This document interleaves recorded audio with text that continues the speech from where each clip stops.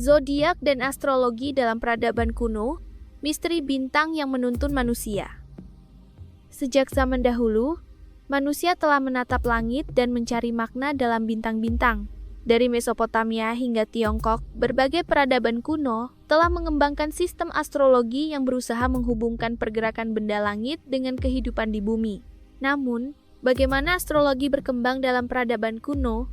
Dan apakah kepercayaan ini masih relevan hingga sekarang? Video ini akan mengupas sejarah, perkembangan, dan pengaruh astrologi serta zodiak dalam kehidupan manusia. Disclaimer: video ini disusun berdasarkan berbagai sumber sejarah dan kepercayaan yang berkembang di berbagai peradaban. Astrologi bukan ilmu pasti dan tidak memiliki bukti ilmiah yang kuat. Informasi ini disajikan untuk tujuan edukasi dan tidak dimaksudkan untuk menggantikan pandangan ilmiah atau keyakinan pribadi. Apa itu zodiak dan astrologi? Astrologi adalah sistem kepercayaan yang mengaitkan posisi dan pergerakan benda langit seperti matahari, bulan, dan planet dengan peristiwa di bumi serta karakter manusia. Sementara itu, zodiak adalah sabuk imajiner di langit yang terbagi menjadi 12 bagian, masing-masing berhubungan dengan rasi bintang yang muncul sepanjang tahun. Astrologi dalam peradaban kuno. 1. Astrologi di peradaban Mesopotamia dan Babilonia. Peradaban Mesopotamia, khususnya bangsa Babilonia, sekitar 2000 sebelum Masehi, adalah pelopor dalam pengembangan astrologi dan dianggap sebagai tempat lahirnya astrologi sistematis.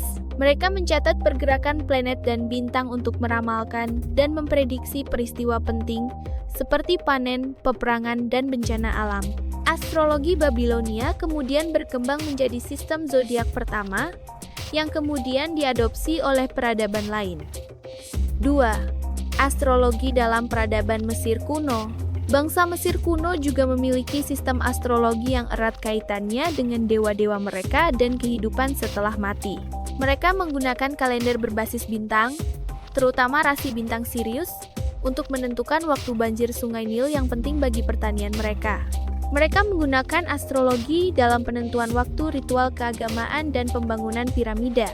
Beberapa kepercayaan astrologi Mesir kemudian diadopsi dan memengaruhi astrologi Yunani dan Romawi. 3. Astrologi Yunani dan Romawi. Astrologi Babilonia kemudian diperkenalkan ke Yunani sekitar abad ke-4 sebelum Masehi, di mana para filsuf seperti Plato dan Aristoteles mulai membahasnya dalam konteks ilmiah dan spiritual. Claudius Ptolemeus, seorang astronom Yunani, menulis buku Tetrabiblos yang menjadi dasar astrologi barat modern. Di Kekaisaran Romawi, astrologi semakin berkembang dan menjadi bagian dari kehidupan masyarakat. Banyak kaisar Romawi yang memiliki astrolog pribadi untuk meramalkan masa depan mereka. 4.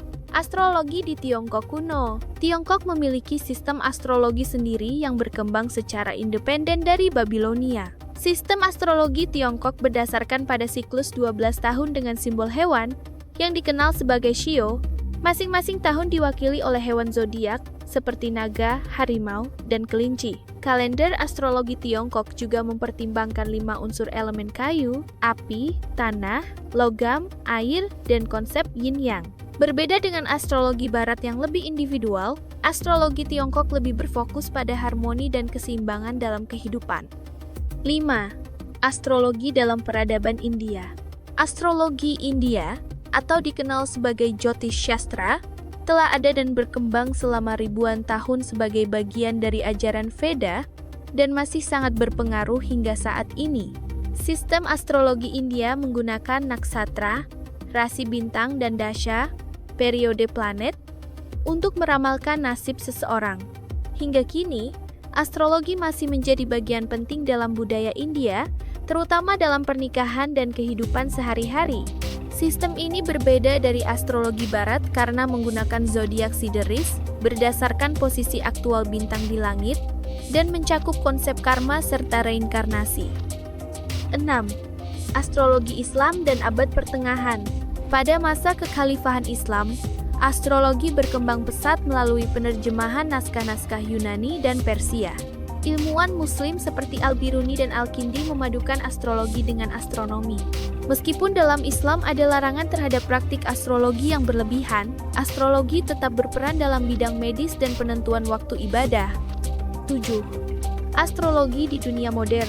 Di era modern, astrologi berkembang menjadi lebih personal dan populer di kalangan masyarakat umum, terutama melalui horoskop harian, aplikasi digital, dan media sosial.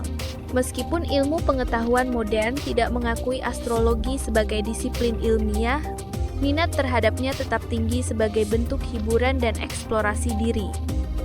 Apakah astrologi ilmiah? Meskipun astrologi telah ada selama ribuan tahun, banyak ilmuwan modern yang menganggapnya sebagai pseudoscience, ilmu semu, karena tidak memiliki dasar ilmiah yang kuat. Tidak ada bukti empiris bahwa posisi planet dan bintang benar-benar memengaruhi kepribadian atau peristiwa di bumi. Namun, astrologi tetap populer karena memberikan rasa arah, harapan, dan hiburan bagi banyak orang. Kesimpulan, zodiak dan astrologi telah berkembang dari sistem prediksi berbasis kepercayaan kuno menjadi fenomena budaya global. Meskipun sering diperdebatkan, astrologi tetap bertahan sebagai bagian dari sejarah dan tradisi banyak peradaban manusia.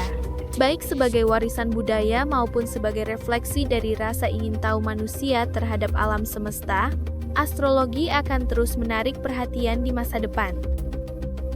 Sumber referensi. Dunia astrologi tidak hanya tentang ramalan bintang dan zodiak.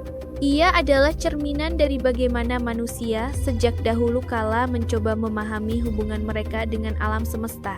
Terlepas dari benar atau tidaknya klaim astrologi, kehadirannya telah menjadi bagian tak terpisahkan dari peradaban manusia.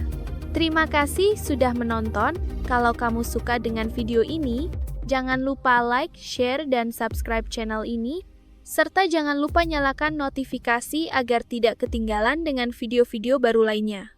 Sampai jumpa di video berikutnya.